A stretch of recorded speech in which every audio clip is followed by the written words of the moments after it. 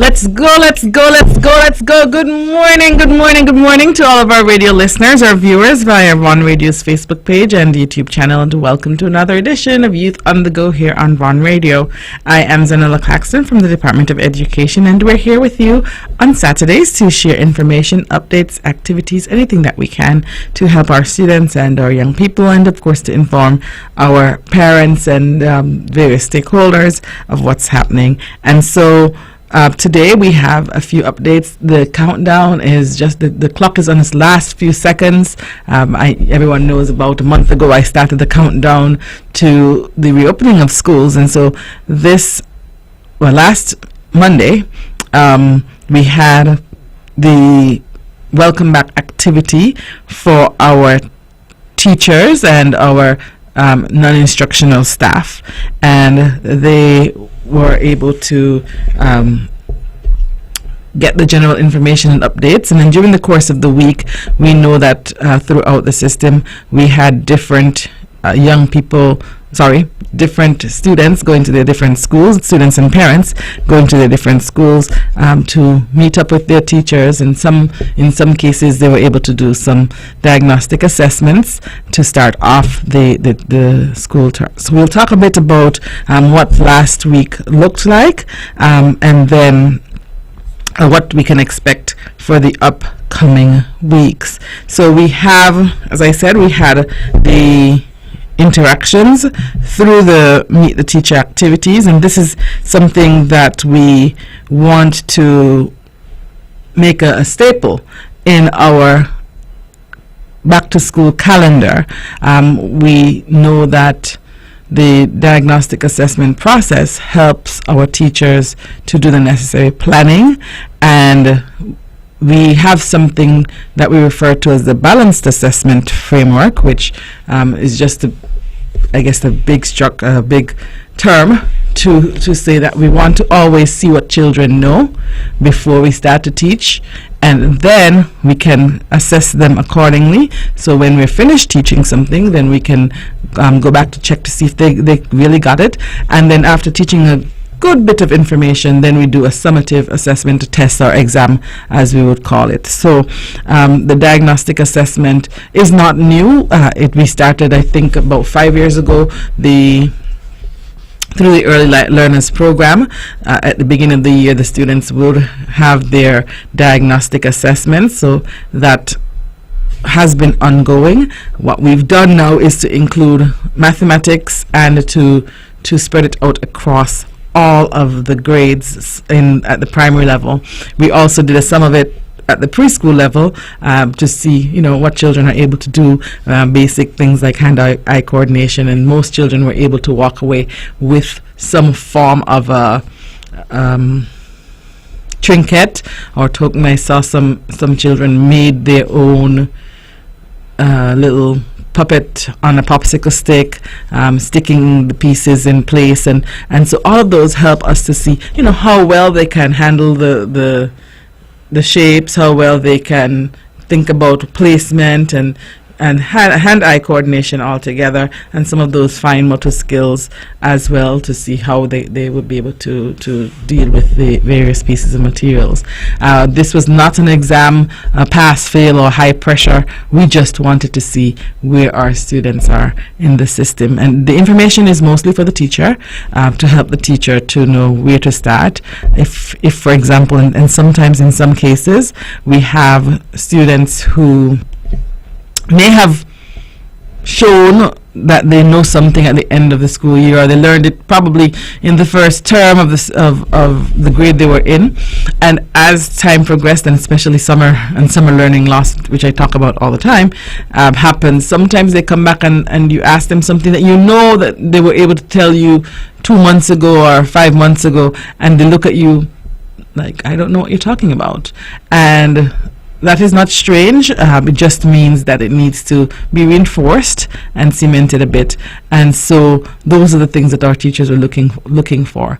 What can we do to help our current children so that we can get some of these challenges and the issues that we're seeing dealt with, above all else, that we can get our students to succeed and to move from where they were, where they are now, to where we want them to go, and to get them as close as possible to the various targets. So that is what happened during the course of the week. I saw lots of pictures, especially yesterday I saw lots of pictures from the preschools. We want to commend all of the teams as well for working and making sure that it was a fun activity. I'm hoping that the children had a great first experience and they got to meet their teachers and get to know them a bit, and the teachers got to meet with them, and they can tell a bit of their personality traits. And when they get to, especially the younger ones, when they get to school on the first day, they're not seeing a brand new face. They're seeing someone who they, oh, I know you, oh, I remember you, kind of thing. So it's not as much of a shock for them. So that's our thought process. That's where we want to go. And so highest commendations to the school leaders who were able to create a positive environment for the parents and the students. We also want to commend our teachers. Our teachers worked really hard last week, ensuring that they also created the best possible environment for our children coming in for this school year. We know it's going to be an exciting year with so many activities and opportunities for our students, especially coming out of a very restricted past two years or so, that we can have the opportunity to get the teachers and the children back into some level or semblance of normalcy and into some form of a rhythm. So our theme for this year, and we launched it at the Back to School Convocation, Education for the Future, Reflect, Refocus, Recalibrate. We are keeping the Education for the Future STEM. That is our mandate. We want to make sure that our children are prepared for the future, a future that will have components that we could not imagine, a future that will have many unknowns, but a future where some things are constant. For example, the ability to be a critical thinker, to have the necessary technological and technical skills, and to be able to navigate challenges and problems and being able to solve them.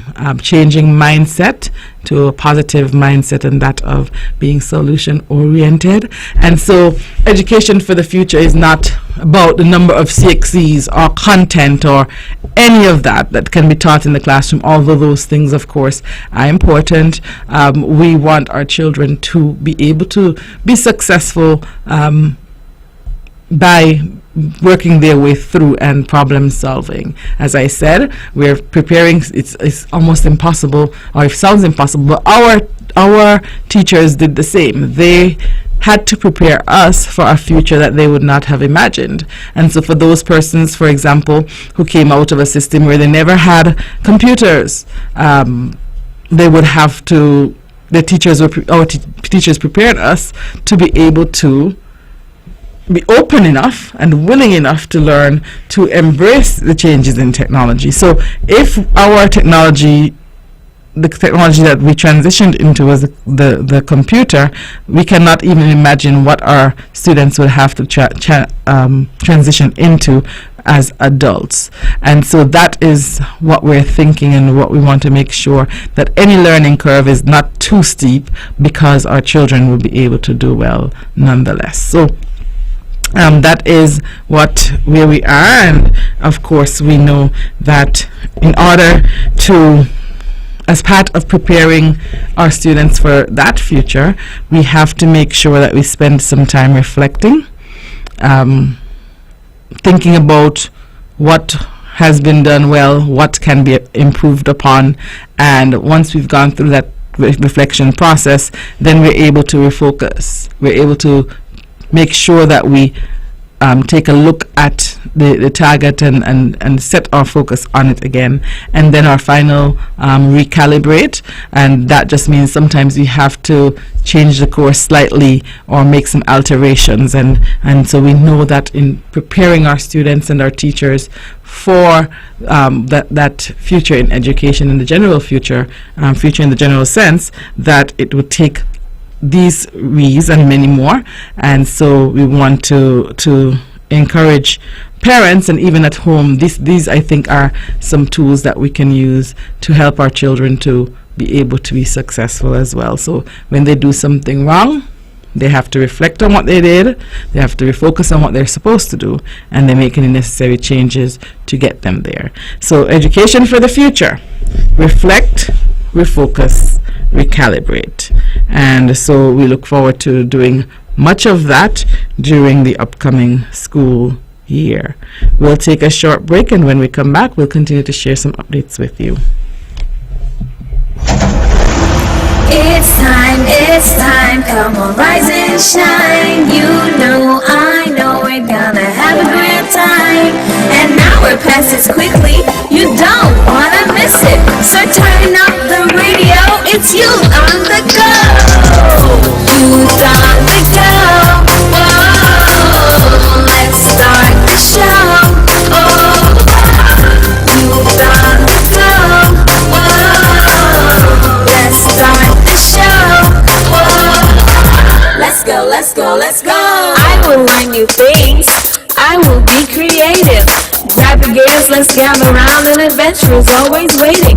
The storytelling news for us, and we always know what's happening. We act, we play, we dance, we sing from 9 to 10 on Saturday morning. Youth on the go, whoa. Let's start the show, oh.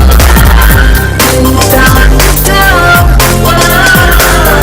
Let's start the show, whoa.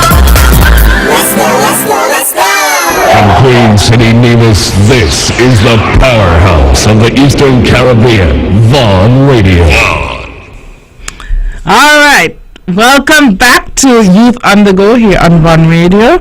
I am Zahnela Claxton from the Ministry of Education, and of course we know that we're here every Saturday to share with you any updates, activities, anything that we can to help our students and our young people, and this Saturday is no different. We have, of course, a countdown to the reopening of schools, and so we will share the dates for reopening with you, but we have a few opportunities that I would like to share ahead of that for our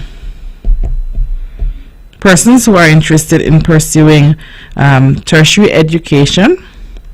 Firstly, let's look at the upcoming orientation activity for students who enrolled in the Nevis Sixth Form. The Nevis Sixth Form is hosting a mandatory orientation and advising session for all registered students, and that means those students who are registered for 6A, that means you were there last year, as well as those students who are newly registered for the new academic year and will be entering 6B. So the mandatory orientation and advising session takes place on September 6th, 2022. That's this Tuesday, from 8:30 a.m. to 12 noon, and it takes place at the Visitor Center at the Malcolm Gishard Recreational Park. So students, you of course will be expected to get there. If it starts at 8:30, make sure you're there by 8:15. You want to make a good first impression. You want to start the school year off right, and so we invite you to attend. We encourage you to attend. We advise you to attend, since it's a mandatory session, mandatory orientation session. So please make sure that you take note of that. Parents or persons who know of students who enrolled in the or who registered online for the Navy Sixth Form, please make sure that you're present for this session so that you can get the necessary information. What we don't want is for persons to not attend and then we claim not to know what's happening or what the expectations are. So you'll be taken through the expectations as well. We also want to touch on the scholarship opportunities which are available.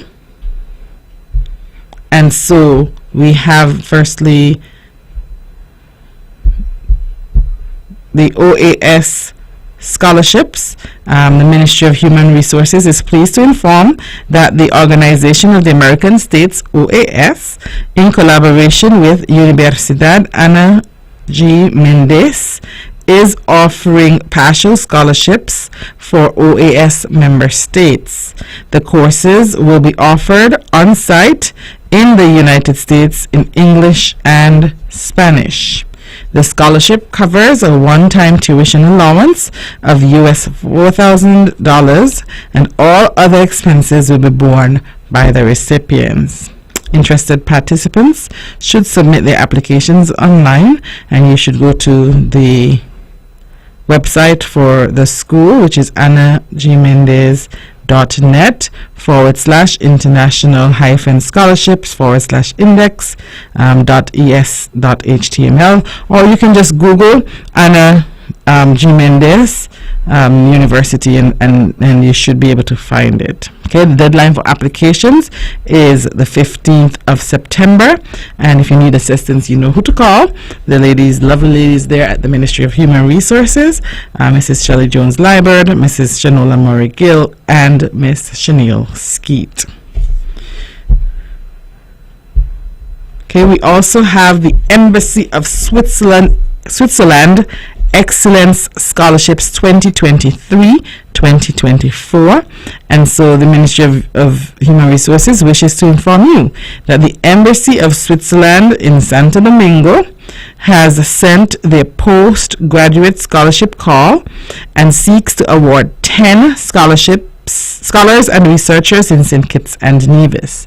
Okay, so 10 scholars in the Federation. The three types of scholarships being offered for 2023-2024 academic year in Switzerland at a Swiss university are the following in the following areas: research, PhD, and postdoctoral, and cover all except the arts. Interested applicants should complete all attached all documents, and you can get those from the Ministry of Human Resources by the 26th of September 2022 for onward processing. For additional information, you can go to sbfi.admin.ch/scholarships_ENG, and you can reach out to the same ladies that I just mentioned if you need more information, if you need any support. So we're looking for 10 people, 10 scholars and researchers who are interested in pursuing a degree, whether research, PhD, or postdoctoral in any subject area outside of the arts. And then the final one is the UK's Chevening Scholarships 2024, and so the Ministry of Human Resources wishes to inform you of the UK's Chevening Scholarships scheme. The Chevening Scholarship scheme provides individuals with the opportunity to pursue a one-year fully funded master's program at a UK university during the 2023-2024 academic year, and comes with the following benefits. 1. Fully funded tuition fees to your chosen university. 2. Living expenses for the duration of your studies. 3. Return flight to the UK. 4. Access to exclusive events across the UK. And 5. Joining an international Chevening network. The applications will be collected or accepted until the 1st of November 2022, and those opened on August 2nd. Remember, I said last week, don't wait until too late to start rushing through them. This is not a scholarship that you rush through. You want to systematically take your time to make sure that you present your best effort.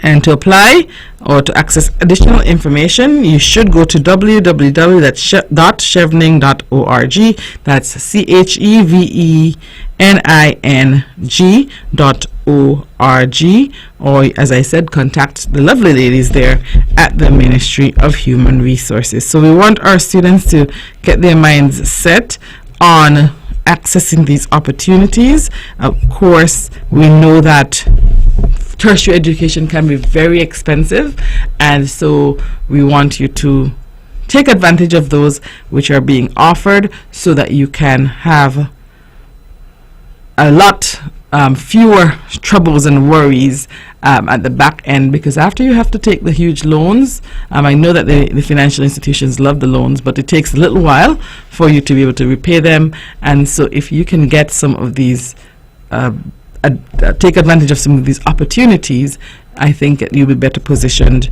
to be successful in the future, because you will be able to save some of the money that you would have paid into a loan and redirect it elsewhere. So we encourage you, all of our listeners, to reach out to the Ministry of Human Resources. Remember that you can always access the opportunities on the NIA Scholarships Facebook page as well, and so we encourage you to do that as well, so that you would be able to find out more and keep abreast of what's happening. So like the page, follow the page, so that you can get those opportunities and be able to succeed. They are continuously updated. They update the page very frequently, and so we would want you to get into the habit of checking that. All right, and then the final opportunity I'm going to share with you comes from the House of the Arts. The House of the Arts is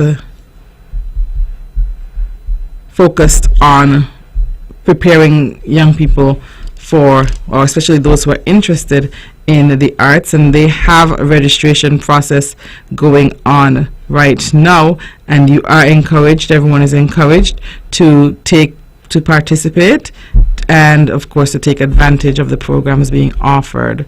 You can register online or at the House of the Arts studio. In fact, registration will be taking place today from 10 a.m. to 2 p.m.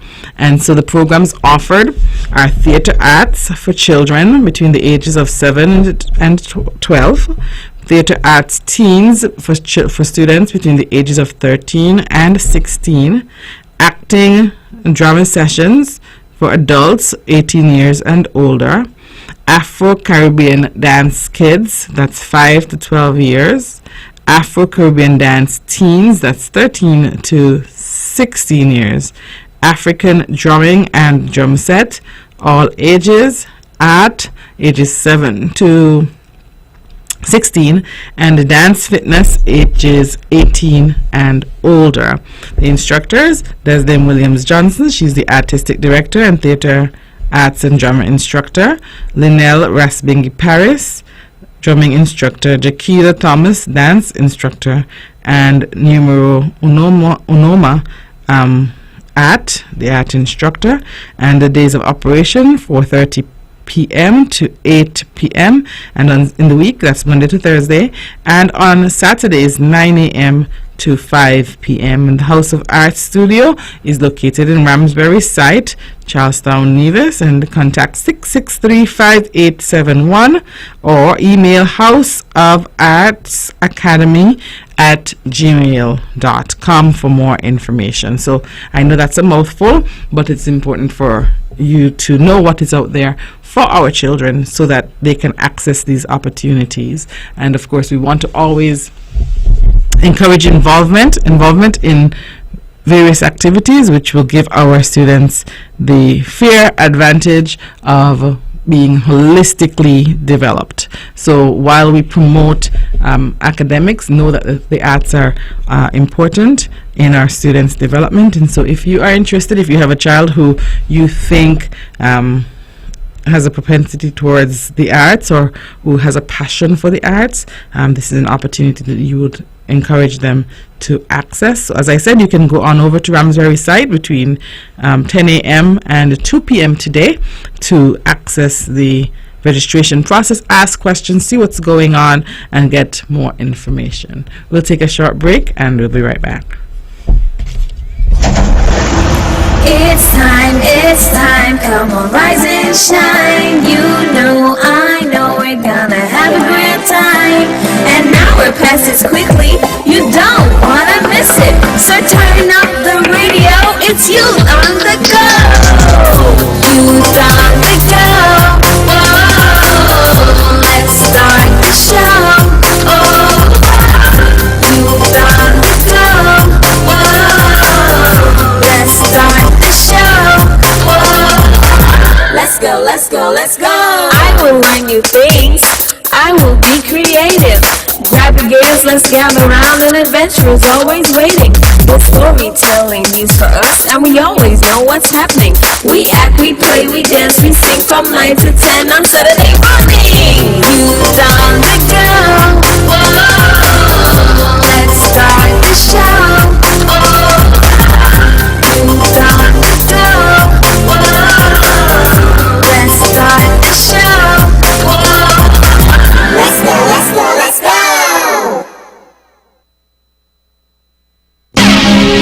When VON vibrates, the whole Caribbean must shake. 8:60 a.m. The Powerhouse. And we are back, and for those who are just tuning in, welcome to another edition of Youth on the Go here on Vaughan Radio. I'm Zahnela Claxton from the Department of Education, and we are here to share information updates with you. We are on our countdown, as I said, to back to school, and we had, I think, a great enough start to the term in terms of the teachers and what they had to do. The teachers had an opportunity, and the principals had an opportunity to meet and interact with not just their children, but the parents as well. And parents and guardians know that you are integral to the success of your child and to the school's success. And so the schools will not be able to make it without you, of course, your participation, your cooperation, your partnership. And so we were so happy to see you during the course of this week.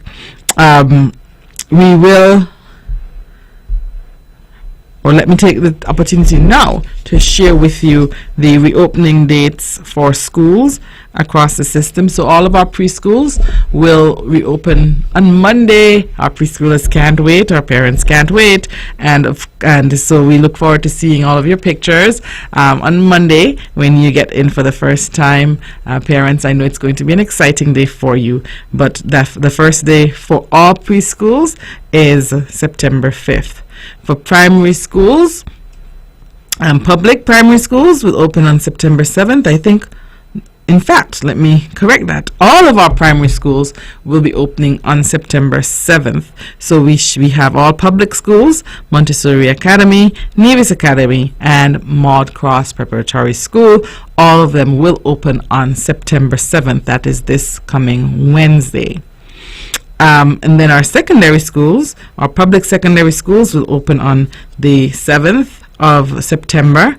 Nevis International Secondary School will open on the 6th of September. They will have an orientation exercise on the 6th of September. And then the Nevis 6th form will open on the 12th of September for all of our students. So secondary schools, NISS 6th of September, public secondary schools 7th, and Nevis 6th form will open on September 12th. Please note that if there are any changes to the schedule, we will provide an update. If there's any reason for any amendments, we will make sure that we communicate that out soonest, and so that I know parents have to put things in place, but parents, I'm hoping that you have everything that you need. You have your textbooks, you have everything that you need, school uniforms and everything, so that we can get started this week. And so some persons have asked, so why the delay? We made a decision to allow teachers, because we spent the whole week last week doing the assessments and doing the meet the teacher activities. We want our work to be driven by data, meaning that we use the information that we have about our students to prepare for them. And so our teachers spent, for most part, almost the entire day, some up to Friday, getting to know the students, and so we are going to give them a fair opportunity now to use that information to plan for the first couple of weeks of school and going forward. We also, because we had to do some of those things, teachers didn't get their chance to do their usual activities. So their lesson planning, getting their classroom set up in a way that they're comfortable, they would not have had those opportunities. And although we know that it looks pretty when you walk into a classroom, or well organized when you walk into a classroom, as an educator you would know the amount of background work that has to get there, and we wanted to give teachers that fair opportunity so that we can serve our students at a very high level. And so we look forward to, as I said, seeing all of you on the dates that I shared with you, and that we will have that level of excitement and interaction happening coming off the blocks very early this term.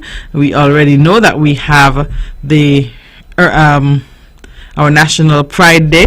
National Pride Day is not your dress up day. You dress up in your independence colors or your independence outfits, and so we'll have that on the 15th of September. We know that National Heroes Day is the 16th of September, and then we'll have our Independence Day of 19th of September. So those are not those public holidays are not school days, but our National Pride Day, Dress Up Day, that is going to be a regular school day, but we will make sure that we focus on St. Kitts and Nevis, a little bit about our country and our culture and those kinds of things. So we want you to start planning for that as well.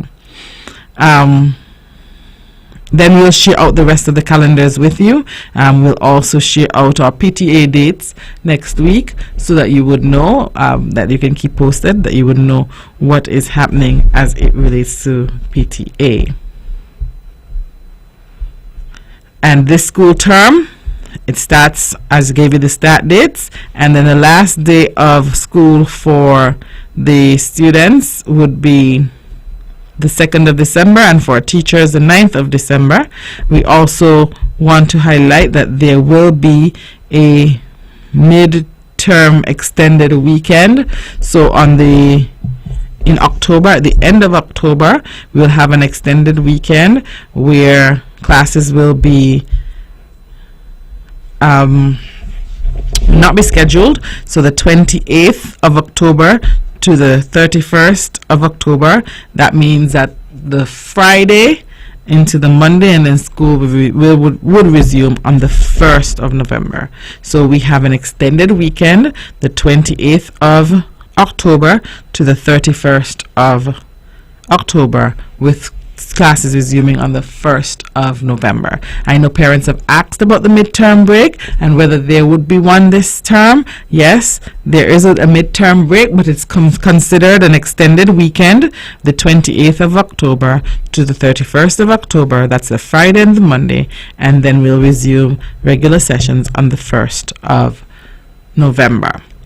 So this term already is panning out to be an exciting one and a very eventful one. We want to encourage all of our listeners to make sure that we continue to make sure that our students and our schools are safe, and that you're doing your part in working with our principals and teachers as we transition back into somewhat regular programming. I think it can be considered regular programming, and so we want to thank you in advance for your support during this time.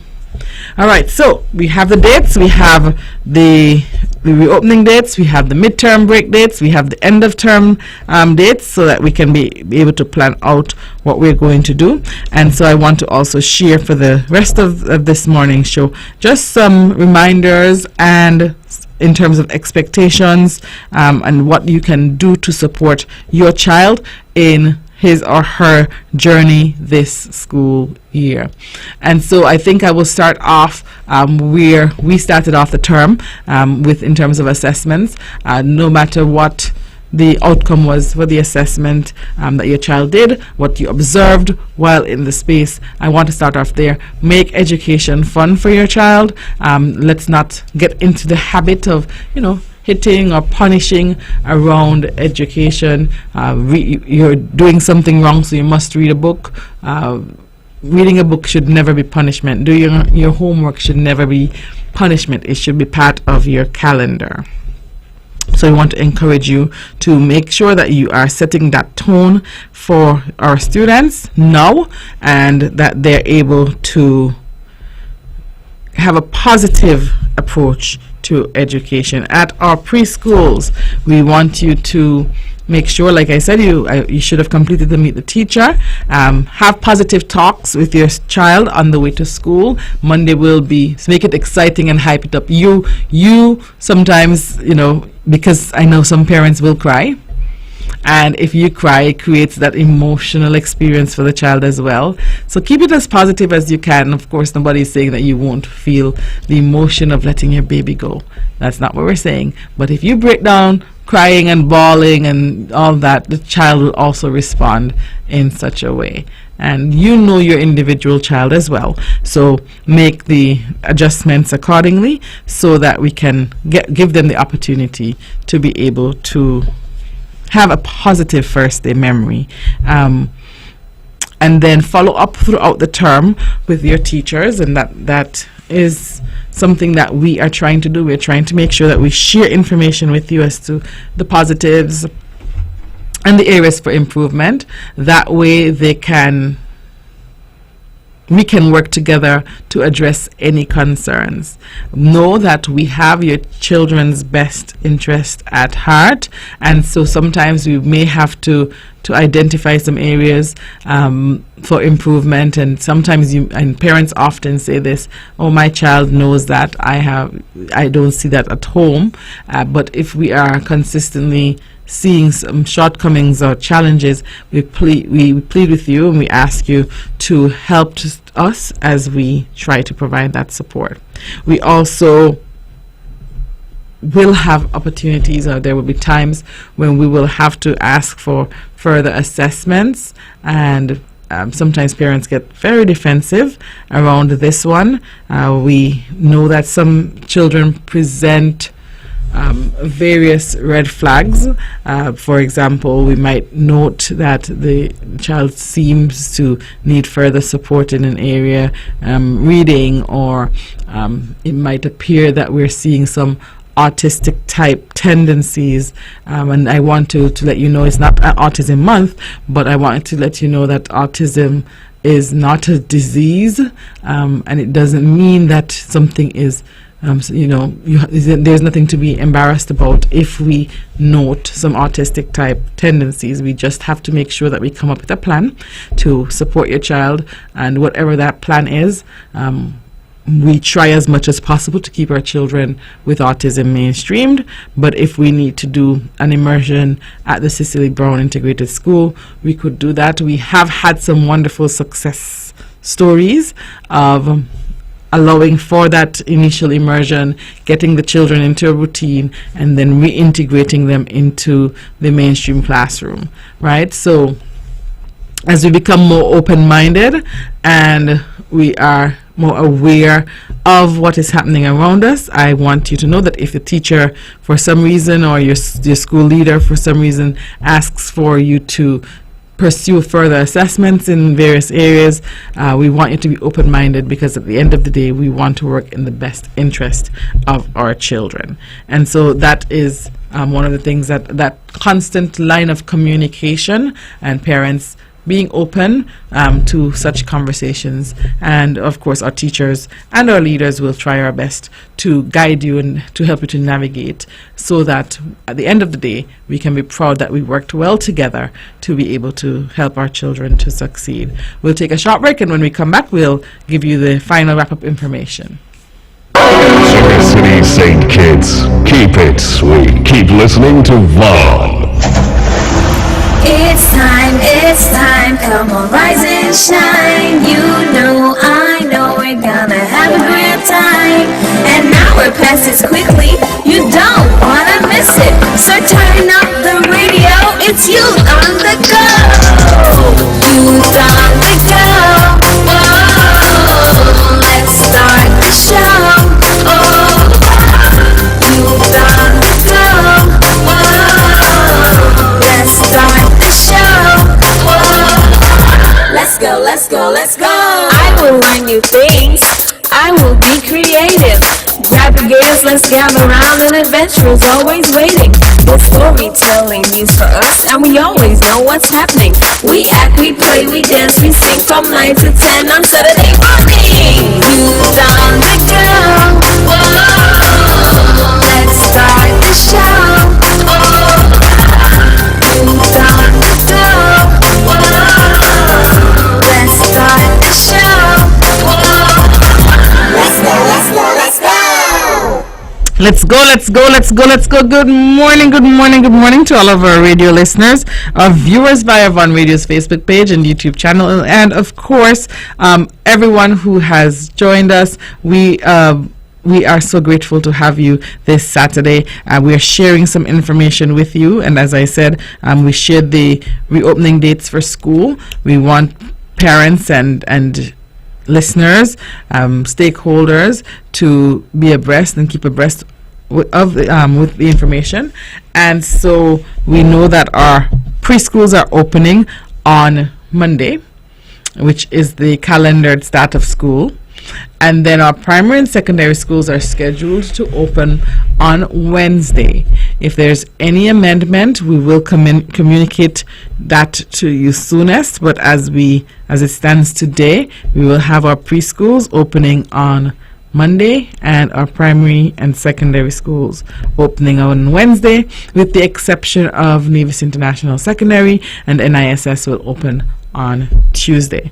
And so we want to continue to encourage you as we are down to the home stretch. I'm hoping that the advice given in the past few weeks have been followed, and so we are reminding you that your children should now be on a routine for bedtime. We want to remind you that you are your child's first teacher, and that you create an environment that can help or hinder the proper flow and the education process for your students. So rest is an integral part of this process, and so your children should be back on routine.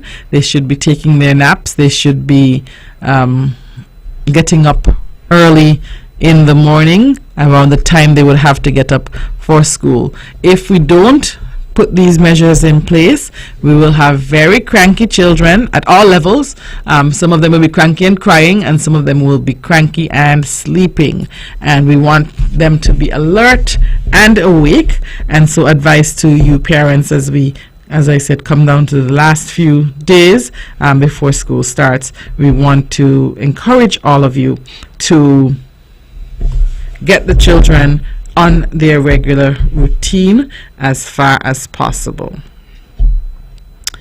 We also want to make sure that they are on a proper eating routine, and so that they're not trying to snack all throughout the day, but they're having their breakfast, lunch, dinner, and their snacks at around the same time that they would have their snacks at school. This will help them once again to not have a negative reaction to that routine and that structure that they will have to face when they get back to school.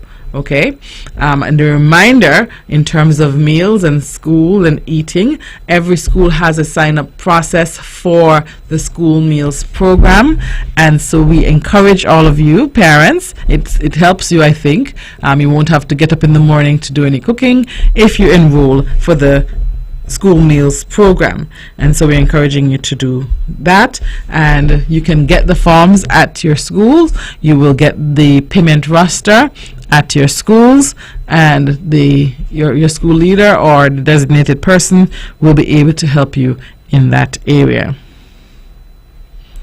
All right, so just one final thing. I know that I want to alert you that there has been a conditional amendment to the secondary school rules in relation to students here. A request was submitted by some secondary school leader, and we, based on discussions and consultations at all levels, the following amendments to the secondary school rules have been conditionally approved. Males, the hair should be no longer than 1 inch. Previously, the rule had a 1/4 inch as the longest possible length for males' hair. Their hair should be well groomed, and well groomed has been defined. This means that there should not be any twist outs, but hair should be properly combed out. Should the hair be grown more than 1/4 inch, they should be properly squared. No dyes, colors, sprays should be placed in the hair. Once again, I know that we're trending and we're trending and we're trending, and there's so many things that are popular, but we don't expect to see any dyes, colored sprays, or any other colors introduced to the hair. And so that is for our boys. No, we're not allowing you to braid your hair or do twist outs. You can keep them well groomed, and we have taken the opportunity, because we have been challenged, listeners, in terms of what well groomed means, and with all of the trends in here and all the popular things that are happening, we have been challenged in that area. So we wanted to make sure that we are clear in articulating the expectations for the hair. For girls, braids are permitted, but only conservative and protective hairstyles should be used. They should be no longer than shoulder length. If braids are longer, they will have to be removed or adjusted. And so if you don't need it, we don't expect to have any long down your back all the way down to your rear end type thing. That's for summer fun and Christmas break fun. You can do all that if you need to, but this is for protective purposes only. So we should see conservative, protective, natural hair styles. Parents have reached out for that purpose. Teachers have and school leaders are in agreement that we can allow for protective purposes. Some parents have stated that they last longer if those extensions are introduced, but we have guidelines. Crochet braids are allowed with the following stipulations. Styles using crochet braids should mimic a student's naturally braided hair. Should braided extensions be used for buns and wraps, the buns should not be excessively large and should be no more than 10 centimeters in diameter. Now the leaders are not going to walk around with rulers measuring, but if they see something that looks big, then we would have to do those measurements, and if they are too big, then you will have to remove them, adjust them, make the necessary amendments. No wigs or weaves are allowed. No dyes or colored sprays and colors should be placed in the hair. Please note that the amendment will be allowed for a conditional implementation of 1 year. At the end of this school year, we will take a look. We will review to see how successful we were in being able to try to make this amendment. We are encouraging all of our students to adhere to the guidelines, and if you do not adhere to the guidelines, you will face the consequences of having to leave the compound to get them removed, as with the former rules, when you had to follow, and if not, there will be consequences. So while there is a minor adjustment, listeners and parents, it is not a free-for-all. And we do not want anyone to walk away with the misconception that it means that you can do anything that you want to. If you have a ponytail and it has extensions, then it cannot be longer than your shoulder. Okay? Shoulder length is the meter stick that we're using. And so some may say, especially our young people who want to explore more, they might say that is boring, but anything beyond that can be done during your various breaks, summer, Easter, Christmas break, and you can explore as much as you want and express yourself as much as you want during that time. But we are introducing these with guidelines and with consequences for not following. Please do not make things bad for others who can genuinely use this amendment and can use it to their advantage. Please don't make it difficult. They say that sometimes one person can spoil it for everyone, and so I want us to be mindful of the expectations and mindful of the consequences, and mindful that one of the consequences is that if we can't handle it yet, that's okay, because sometimes we can't handle things straight out of the gate, but we will take the opportunity to reflect, refocus if we need to, and definitely recalibrate if we need to, and that might mean making a further adjustment. And so we are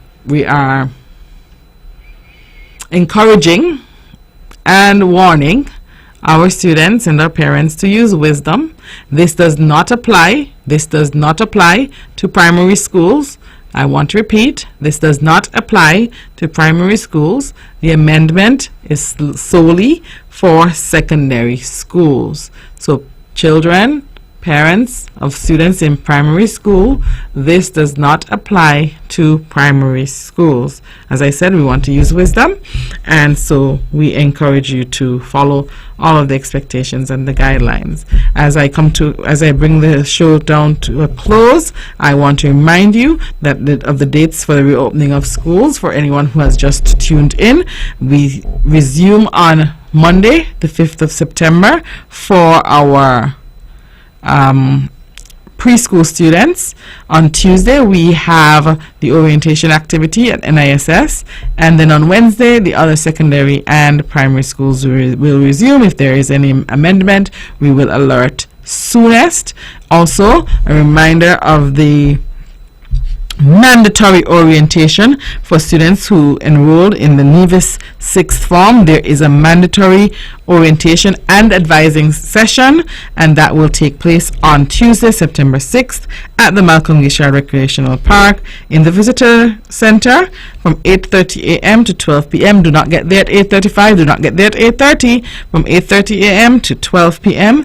And your teachers will be there to guide you through any questions that you may have. They will be there to respond as well. And hopefully most of us are able to know our results by then. Unless there is a change, results are scheduled to be released on Monday, and so you'll be able to log on, and hopefully you would have an idea of what subjects you actually have in your arsenal, especially our first year students. So we encourage you to attend and to be on time. And that's a wrap for us. So we look forward to a productive first week of school for our students and our teachers and everyone affiliated with our schools. We look forward to a productive week, and we thank you for your continued patience, support, and we look forward to an amazing 2022-2023 academic year. Have a wonderful week. It's time, come on, rise and shine. You know, I know we're gonna have a great time. An hour passes quickly, you don't wanna miss it. So turn up the radio, it's you